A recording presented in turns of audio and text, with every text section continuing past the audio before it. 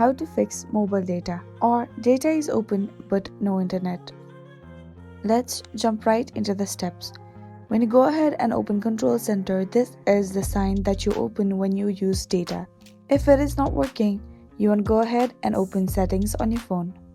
Tap on Cellular and make sure this toggle button is turned on. Now go ahead and tap on Cellular Data. Tap on Voice and Data and make sure it is 4G and above. Now you want to go back.